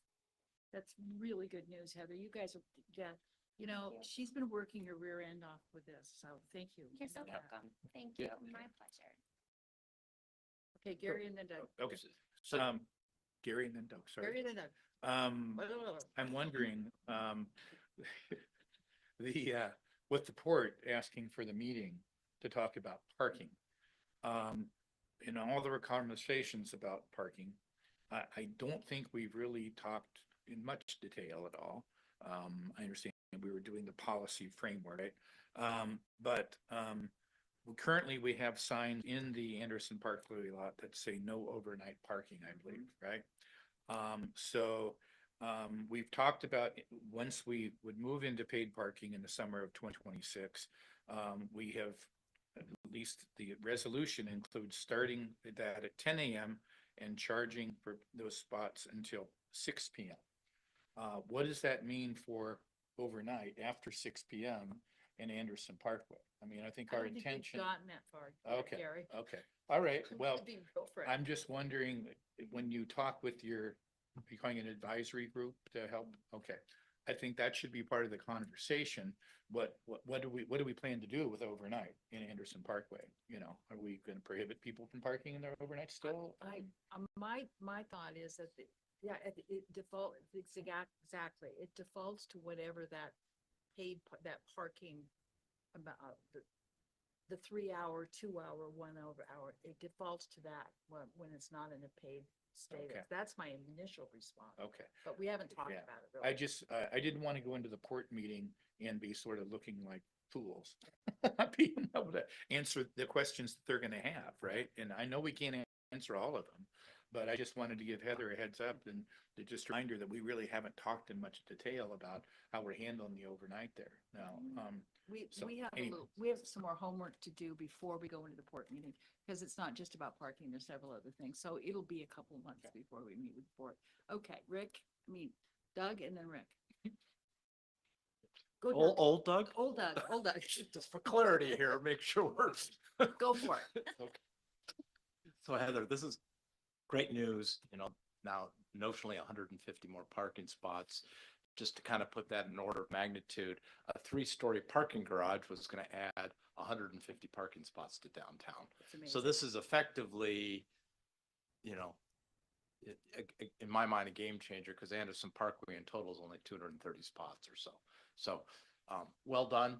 And this is, I think, the creativeness we need to do to help do some short-term good. So thank you. You're welcome. Everybody involved with this whole process has been working really hard. Yeah, and well, we and- really appreciate it.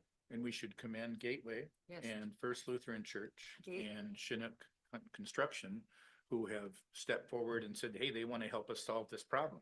Which you don't find that in every community. So I think exactly that's right. just amazing, and thank you to those organizations. Hallmark of Poulsbo. Go ahead, Rick. Yeah, I just, You're to old, share. Rick, too. Oh, go ahead. I'm very old, Rick, especially today. Yeah, just some of the stuff with the port, and the overnight, I'll just share. So I was in talking with Becky on her office hours on Saturday a few weeks back. And, a resident came by City Hall to ask about a parking ticket he received. And he's live aboard in the port, and he had questions because the parking ticket was illegible because it had been on his vehicle for so long, all the writing was faded away. True story. I'm glad you witnessed that. because it Yes, is- and one of our officers was there who then looked at it, who happened to be standing there and looked at it and said, yes, we can get you the original, but in order for that ticket to have been faded that far, that ticket had been on that car for quite some time. So the people who are parking there overnight need to be addressed as part of this problem and need to be enforced. What you're actually saying is there should have been a pile of tickets. It probably should have been, but they were nice enough to only give them one. There's also some spots down there that are open city public spots that have signs on them that say they're restricted. And not Signage is signs gonna we be put addressed. up. Yeah. So there's some other issues down there that we have to address because people have taken ownership of spots they don't own. Yep. So Doug, go ahead. That's what I was gonna ask. Do we know if the port, it says port employee or in city, I think there's 2 port employees and then 2 city employees? Or some kind of mix? One city of Poulsbo and the rest of them are port employees. Yeah, and I was gonna yeah, ask. those are supposed to be open parking They're, spaces. they're gonna be gone. Okay. Well, the city spot, I'm assuming is for our Marine unit officers to come and go from the boat, Actually, right? no, it's No? more for Public Works to get into the park. Oh, I see. Okay, Okay. sorry. So, I don't know if we'll keep that one there or not, but, all the rest of them are signed for the port and the port doesn't own them. So that's one of the things the port wants to talk about. They're losing their parking. Yeah, and so, but it's gonna be a couple more weeks before we have the port. So, okay, Heather, anything else you want to share at this Yes, time? Go ahead. I do. Thank you, council and mayor. I wanted to give an update on enforcement. So at our last meeting, we provided for you an estimate of acquiring a third party at $156,000. I have had conversations with City of Bainbridge Island. There was a request from council that we, do some investigations to see what it's like to hire a parking enforcement officer. So that work is also being done. But what I'd like to do is this evening is get your blessing to move forward with an RFQ. And the purpose of that RFQ is it will provide us at least a refined number. What we have with the 156 was for a full-time enforcement officer. Part of the work that they may do could be addressing the overnight. That could be part of the contract. That could be administering the employee parking program. That could also be part of the contract and kind of managing some of the system. But we really don't know what those costs will be. And so what we'd like to do is a kind of a soft touch enforcement, maybe a part-time enforcement, and then a more full-on enforcement, and at least get the costs for the two. And then come back to council once we have that RFQ. It's looking like that could be our first meeting in June at the latest. And then at that time, we'd be asking council to make that decision on how do you want to move forward with enforcement and what do you want that system to look like. Okay, so we have Doug and Rick and then Doug. So yeah, I love that. I love the soft touch enforcement and then the full enforcement. And we're looking at both of those. I'm curious if there was even like just an option to consider. Do we have officers on grave shift that would be able to take up, like, just ticket that area for people that are obviously staying overnight, and that's it. And then, it's not a high priority. It's just if they're not on a call or they're not receiving something, they can go and write those overnight tickets and take up that slack. So we're only doing even softer touch or reliance on a third party vendor. If they could kind of fill that, like that critical gap, right? Like stopping that one enforcement level and what that would cost, or if that's feasible or not. That can be included in the mix when we return to you all as well. Yeah. Right, Rick and then Doug. Yeah, so in your last presentation, we talked about somewhere in the realm of 400,000 for parking enforcement. This 250 for the RFQ, I'm assuming is not factored into that 400,000. So the 400,000 included staff time to administer the program. And so what this enforcement officer could do, we've been told by our consultant, is we could have an enforcement officer that does some of the management of the system. So it could increase the cost of enforcement, but decrease the cost of staff, and it may even out. I don't really know, but that 400 was the cost of the two. So the 150 was the estimate we have specific to enforcement. Okay, so I just wanted to, so I'm just gonna tell you, I don't love the idea of spending 250,000 at this point to investigate this. Because we did not put in place a revenue stream for this yet. This goes back to choosing not to do paid parking this year. So this is another investment on top of the 90,000, I believe we paid Walker, 89. 90 for the latest study. That's correct. Yeah, so we're 350,000 into this with not taking in a dollar to support it. So just consequences of decisions. We are continuing to put money into this problem without having put a revenue stream to it. So I endorse doing this because that's what the resolution said. But just this is the consequence of us choosing to wait till next year. Go ahead. Yeah, I appreciate, as we work on this, exploring what works, what doesn't work. Doug, you make a good comment, the folks that are parking overnight, I think it's identified as 10 to 15 people. It's not 100 tickets need to be written on a daily basis. It's occasionally, we've noted people, and Mayor's pointed it out, people parking on Jensen and others. There's some selected places to push as we try to move forward on this. And, what are those things that work and go forward? I think a lot of us have been staring at this. There's a lot of different ways to do this. City of Port Orchard uses part-time employees to do parking enforcement. The Walker study from a year ago talked about needing basically parking enforcement for 22 weeks out of the year. They weren't even looking at full-time at that standpoint, using part-time, $30 an hour. City of Edmonds has an employee parking program that when I look at their budget, it's basically $30,000 annual costs with $30,000 of revenue. So I think I applaud this approach from the standpoint of we don't need to go all the way to one extreme. Let's wander in, learn, figure out what works for our community, and then grow from that knowledge. So thank you. Okay. Trying the best we can. We're very conscious. We don't want to spend money cavalierly. We're trying to figure out the pieces. So go ahead. Last comment, Mayor. Heather, I'm wondering with your advisory group that you're planning to form, I think it'd be helpful if you could talk with them a little bit, but how can we encourage the employees to use these employee spots? I'm a little concerned we're going to have, how many, I don't know, we're up to, how many we're up to now? A couple of hundred or more employee spots. I'd love not to have to enforce this year round, Doug. I think that would be great.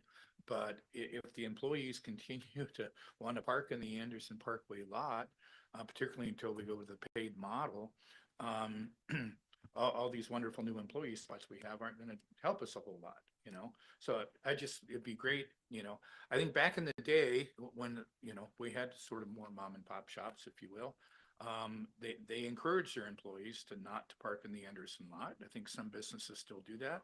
Others don't. But so maybe as part of the advice we're getting, how can we encourage them to do this besides providing a spot? Because we all know if there's spots closer in that really should go to customers, they're going to use them when we're not going to really have accomplished. You have to enforce. It's my concern. Yeah, I agree with, I'm sorry. No, it's Rick was up next. Go ahead. I would just say, I know we talked about it kind of around it before, but we need to come back to the discussion of raising the parking fine. I mean, that's part of it, is the ticket has to hurt, or people are not gonna, they'll park where they want and just pay the ticket, so. Yeah. I think we're at $30 right now. I mean, we need to at least look at 50, if not doubling it. Okay, all right. So we've got more to, go ahead. No, I just wanted to, Gary, I agree with you, and I come back to what we know and what we don't know. And if I go back to the existing condition reports and what Mallory Baker said to us, one of her comments was the vast majority of parkers, and this is a quote, and I mean almost all are parking under 2 hours. And that's in the executive study, is that the majority of the people using downtown are visitors. And so it's, all right, how do we go from what the observations were, and there were 2 point in time studies, to the anecdotal that we understand as we learn and try to push forward on this. And so, anyway, I think that we're taking the right approach from this standpoint, going forward. We're doing our homework and trying to make the best decisions and briefing you as we go along. Heather's doing a super job. Thank you. Team really are, super job. Anything else? That's it, council. So it seems like I got thumbs up to move forward. Keep going. Perfect. Thank you very much for your time. Thanks, Heather. Okay, so now we have. Mayor, I would say if chief can, contribute whatever as far as what, like Doug suggested, officers overnight, picking that out, whatever from his department that, contributes to that, it'd be useful for us to know. Yeah, I'll bring back a report of how many citations we've been issuing, because we've been concentrating down there. And then as well, I think what we'd like to look at is a proposal to start implementing towing out of there if there are cars parking overnight. I think that would have a pretty Towing is good big. impact. Towing is like, that's the big dragon, because it's Yeah. like $600 to get your car back. Yep. Yeah, it's a big deal. Yeah, okay. I can bring that as an update. Thanks, Chief. And thank you, Heather. Thank you. Okay, so now we're moving on to council chamber video equipment replacement, and this is Brooks.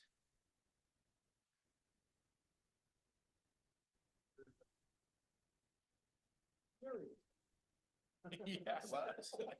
Exactly. The scary thing is that's already available in Zoom, but we're not gonna do that. So I'm here tonight to present Budget Amendment 250201 about replacing the touchpad over there that we've been fighting with for the last month or so. And what that also does is we're going to modernize, basically, that equipment is 5 years old now, and it's failing, and it's going to fail. And we're not gonna have access to the screen, the sound, et cetera, et cetera. We have to get it done. All right, anyone want to know what PEG fees are? Because that came up earlier. We all good? Yeah, I think we're Okay. good. All right, thanks. Yeah. When are we gonna look at replacing this part of the system? That is next on the list. We've got a proposal out to them and Cameras? expect something in the next month or two. The big old school pull down screen and Yes. the Oh, projector God. with the, $10,000 light bulb in it. Versus we could go to flat screens that are, and Yeah, Yeah. Too we're- portable, too stationary. Yep. Oh, we are in proposal right now. Okay, Thank you, Brooks. thanks, Brooks. Go forward. Okay, so now it's Rhiannon for NeoGov software.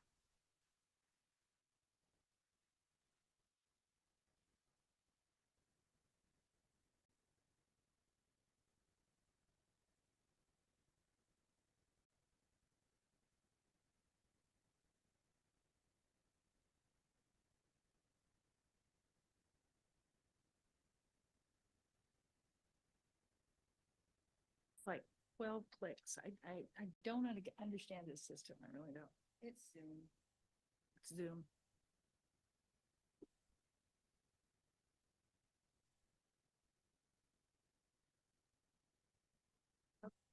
All right. Good evening, Mayor and Council.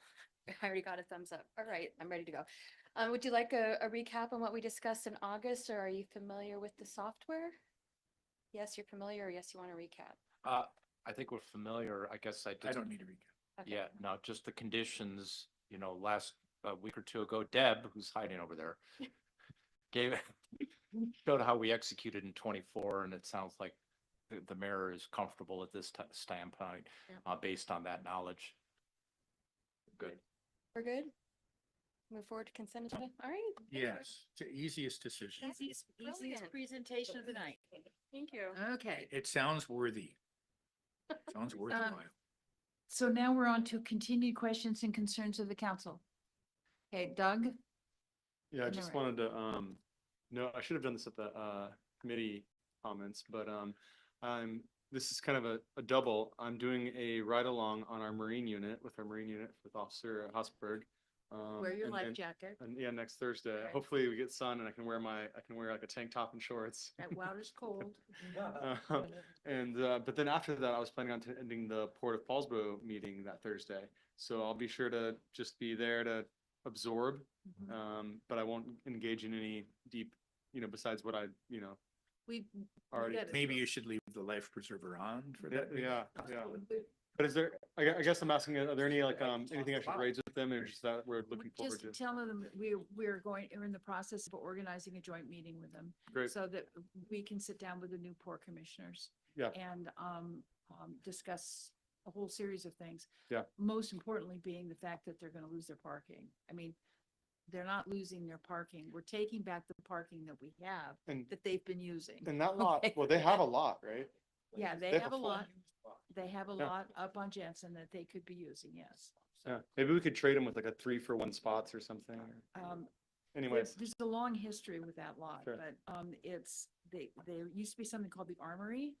That was an old military surplus building that was owned by the state. It was awarded to the port in a grant, and they were supposed to create parking with it, and they did, and then they charged $3 an hour for it. And so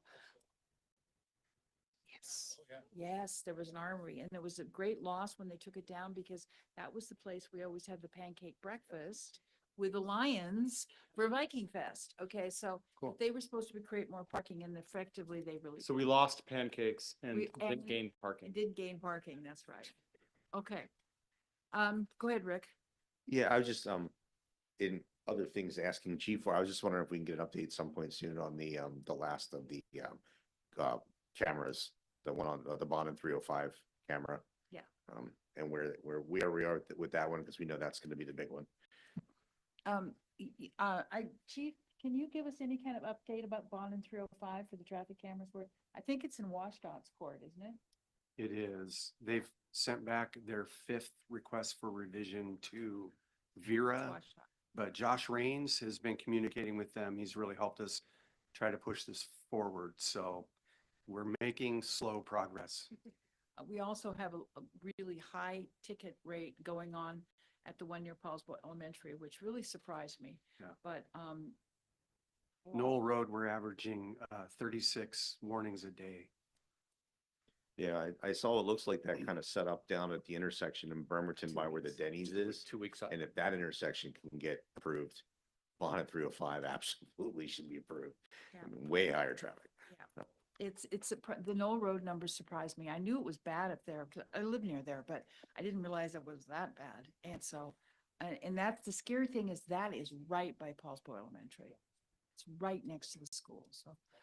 Okay, now, any other comments from the council? Okay. Future agenda. Future and agenda items? I was just gonna, looking at the future agenda, I know we canceled or discussed canceling the meeting on the 16th. But if you go down to the requested by council items, we have a lot of briefings we've asked for that are kind of just floating. So I didn't know if there's potential, if there's no business items that we have pending, if that could just be, if it makes sense to make that a straight study session night and get some of the potential briefings we've asked for. Problem is the briefings need to be done by staff, and we have staff right now that are buried. I went to Heather because I had an ask today and basically said, no, that she's buried, okay? So we're gonna have to just wait a little bit on that. Yeah, okay? I'm just thinking if it's light enough, we can cancel the meeting. Maybe we can get some of the some of the study, follow-ups and things that have been floating for quite some Did time. you have one or two that you thought were most important that when Well, we I've have been the asking time about and- the Transportation Benefit District for a while. I know Doug asked for an update on the B&O progress. I mean, there's some stuff that's just been on here for quite some time. And I just thought if it's a short, because if it's a study session, we don't need the full agenda. We don't Well, need, Problem with the study session is it requires staff. And what I'm saying is, right now, the staff is maxed. So we have our finance department with an audit. You just heard the chief about what's been going on with them. Heather's been doing parking along with the comprehensive plan and too many other things. Jeff's got 2 parks opening in the next month. So we'll get to them as soon as we can, promise. Go ahead. Yeah, I just wanted to bring up, we did discuss this as staff because we knew we could be canceling it, but had those items down below. And we were really looking at each item and it's looking more like May, June, July. And we did look at each one and when we'd be able to incorporate those. So we did consider it before canceling. Yeah. You notice how light kind of the agenda is? And that's because we have so many people working on so many things. And pretty soon you're gonna get another whole wave of things coming at you, so. Okay, let's see. Yes, go ahead. I don't know if the mayor and council wants to consider having another community read. And I don't know if that's something with the sensitive issues that are happening nationally and some areas that also touch us here in our own community. Just putting it out there for consideration. And I don't know if you're raising your hand to be on the committee, that just putting that out there. I think it'd be great, and I think one of the, at least that I heard one nugget, maybe I'm reading more into it, maybe we focus on local history of our community. It's something that brings us together and say, hey, here's who we are, here's the journey we've been on. And it's maybe not quite as heavy as the other 2 books. I definitely am open to that, though the community read was launched in support of diversity, equity, and inclusion, and what was shared with Shannon's comments does speak to our history and inclusivity of how we come together in community. So I think that I'm interested in that. Yeah, just maybe the same thoughts, but just applied to local examples. It'd be great. I think that's a great idea, Doug. And I think there's probably a way to kind of do both, because when I was, for a while there, I was attending some meetings between the Poulsbo Historical Society museum folks and the Suquamish Museum folks. And they got into talking about how back in the day, the local townsfolk from Poulsbo and the people from the Suquamish reservation would meet and get together they'd have community dances over along Lamolo. And so there's kind of a lot of, I wasn't aware of that. And so some of that history has been documented. And so that's just one example. But anyway. Well, we talked about the multicultural event idea with Squamish the last time we met with them, and they were very much on board with that idea. To the point that even one of I think it was a staff member, actually not a council member, suggested potentially hosting it there instead of in Poulsbo to make it to more inviting for them. And that's one of the items next meeting we have, I would want to pursue again, because we would just basically ask them, how can we make Poulsbo more inviting to bring tribal folks back to it? And we talked about that, and they said, well, maybe have the first one at Suquamish. And so, yeah, I mean, that's something that we need to come back to and discuss further.